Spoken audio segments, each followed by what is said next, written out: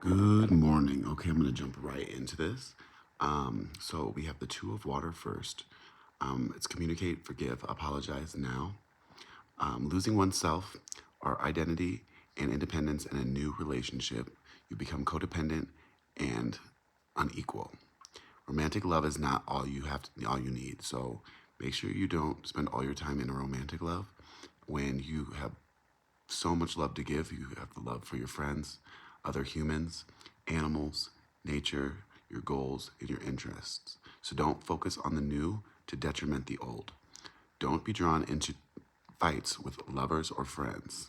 Tell me again. Hey. Don't choose sides and be Switzerland. Otherwise, you're going to have some shit that'll land, okay? And then we have with the Angel of Deception. So that was from Gaia. This is the Angel of Deception. Was the first fallen angel card. I'll read these because they're short.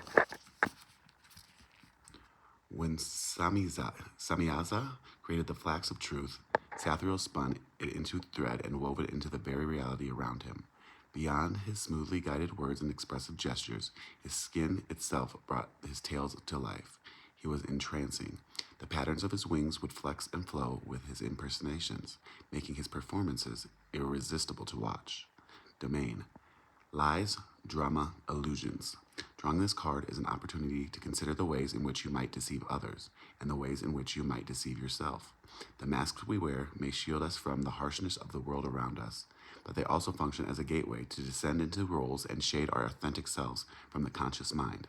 Be wary of the stories you tell about yourself. And then you got Gadril, Angel of War. Gadril stood 5 times the height of the tallest man, a giant even among his own kind. His very presence invalidated the thought of an opposing force. His massive red spear stood as a symbol of assured destruction for anything that opposed the will of the Watchers. Despite his threatening stature, Gadriel was a peaceful soul. He was most often found sitting outside the camp with his spear upon his shoulder and his eye upon the horizon, a surreal portrait of serenity carved in alabaster. He would sit so still that children would climb and play among his spines on his back, but they were always safe with him. Domain, peace, duty, violence. This card is a reminder that you must be careful when offering yourself to a righteous cause. Blood draws a bright line. When committing yourself to violence, it is important to know why. There is no greater trust than following your fellows into battle, which is why it is important to interrogate the trust before the fighting starts. Once the bleeding begins, it may be difficult to staunch the flow. Okay, and then we got the Tower, day 2. It's the weekend, so for whatever reason that the Tower just showed up twice, I feel like whatever's going to go down is going to go down this weekend. Again, the Tower's not always bad. However, I just feel something big is coming. So whatever you have planned for this weekend, cancel it, go on a getaway, or do a staycation, red roof in the shit. You know, don't go out and do all the normal things you do for other people. Have them come to you in a discreet location where not everybody knows where you're at. Block, unplug, disappear. You can make more money. Safety is of the most importance, and it's more important than finances.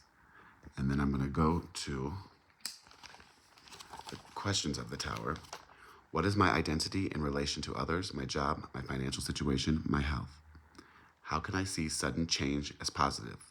Do I look inside for validation or of who I am, or do I rely on others? Can I avoid an accident or bad situation, and are my fire alarms in good working condition? How has my identity changed? And I'm just going to jump to the questions of the King of Wands. How do I feel about authority in general? Do I offer or take direction well? Do I excel at leadership or shy from it? How can I inspire others to succeed? And do I see myself as a business person or an entrepreneur?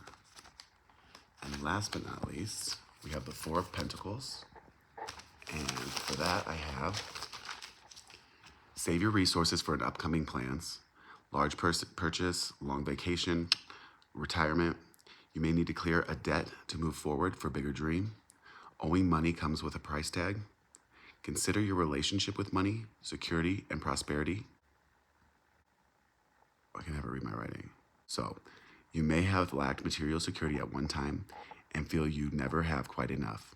Examine your triggers and prosperity concerns, and you may be able to live without the fear of financial inadequacy. Balance your attitude on spending freely and hoarding. Go for a walk and breathe deep. Don't go to the mall to walk. It's probably too cold outside, so go get on a treadmill. Have a blessed day, or don't, so mote it be.